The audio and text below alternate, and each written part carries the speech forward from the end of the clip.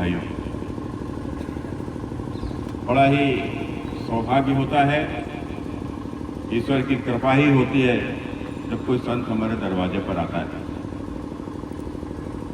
पूज्य संत श्री रामदास जी जब हमारे कन्नौज को आए तो निश्चित रूप से यही कहा जा सकता है।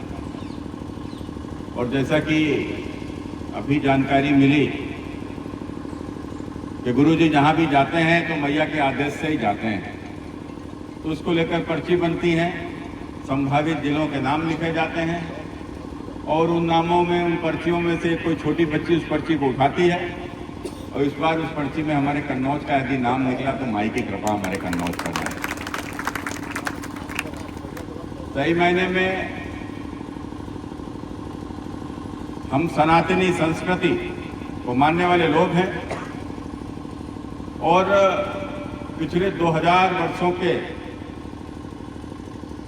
अगर काल में देखें तो जब ईसाई इस्लाम का उदय हुआ उसके बाद दुनिया की तमाम सारी संस्कृतियों का विनाश हो गया। विधर्मियों के शासन के बावजूद भी, लंबे समय तक शासन के बावजूद भी, जब ना हमारे विद्यालय थे ना आश्रम थे, गुरुकुल भी नष्ट हो गए थे, उसके बाद भी यदि हमारी संस्कृति बची है तो उसका कारण ही हमारे पूज्य साधु संत ही हैं। हमारे साधु संतों ने हमारी संस्कृति का प्रचार प्रसार किया और महिलाओं ने उस परंपराओं को घरों में आगे बढ़ाने का काम किया। तो निश्चित रूप से अगर आज हम इस प्रकार से जीवंत हैं तो निश्चित रूप से हमारे साधु संतों की ही प्रेरणा से और हमारे देश की माताओं बहनों के आशीर्वाद से हमारी संस्कृति आज तक जीवंत है। और सनातन का जीवंत रहना पूरी दुनिया में शांति के लिए बहुत ही महत्वपूर्ण है। आज आपने देखा होगा दुनिया के वो तमाम सारे बड़े बड़े देश जहां पर सब कुछ है, वैभव है, पैसा है, सब कुछ है, लेकिन उसके बावजूद भी वहां शांति नहीं है। लेकिन उसके विपरीत हमारे हिंदुस्तान में न बहुत पैसा है, न बहुत सुविधाएं हैं और हम धीरे धीरे हमारा विकास हो ही रहा है, लेकिन उसके बावजूद भी शांति हमारे देश में है। तो उसका कारण ही केवल यह सनातन है, हमारी संस्कृति है। आपने देखा होगा एक और जहां दुनिया के तमाम सारे धर्म के हमारे जैसे रहो, हमारे जैसे जियो, हम जिसको पूजते हैं उसको ही पूजो।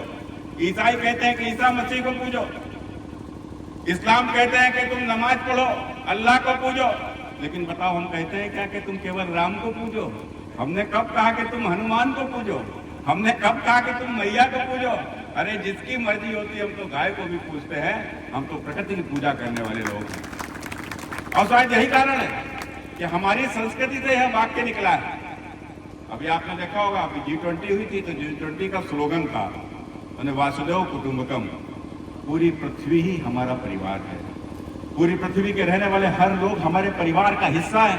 कौन संस्कृति दुनिया की इस प्रकार की बात कह सकती है?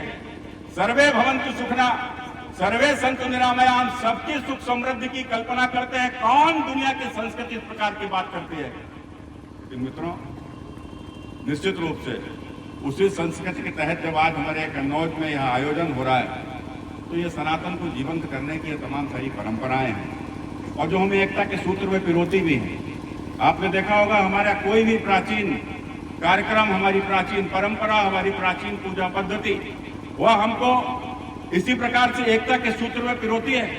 चाहे हमारे त्योहार हो, तीज हो, चाहे होली हो, दिवाली हो, और चाहे हमारे माता का पूजन हो या भगवान गणेश का पूजन हो, कोई भी परंपरा, हमारे मंदिर भी होंगे तो वहां पर भी आप देखो हम सब साथ जाकर वहां पर पूजा पाठ करते हैं। लेकिन मित्रों, कुछ कुरीतियां भी आती हैं। अब समय समय पर कोई पैसे वाला हो जाता है, वो मंदिर बना देता है, भव्य मंदिर बना देता है, AC लगा देता है और उसके बाद मंदिर में ताला भी लगा देता है। क्या यह संभव है? क्या नहीं होना चाहिए निश्चित रूप से। और जैसा कि बहुत अच्छा विषय था यहाँ के ऊपर, क्या वो लकड़ी भी दो, किसी ने कहा 1 चम्मच घी दो, किसी ने कहा 1 चम्मच ना दो, उससे आधा भी दे दो। बस यही हमारी परंपरा है और यही हमारा जोड़ने का भाव है। और निश्चित रूप से हम सबको जोड़कर, और यह तो माई की कृपा है, तो माई ने जब आशीर्वाद दिया तो कौन माई का लाल फिर रोक सकता है? तो होगा, भव्य होगा, निश्चित रूप से होगा। इसी आशा विश्वास के साथ अपनी बात समाप्त करता हूँ। बहुत बहुत धन्यवाद।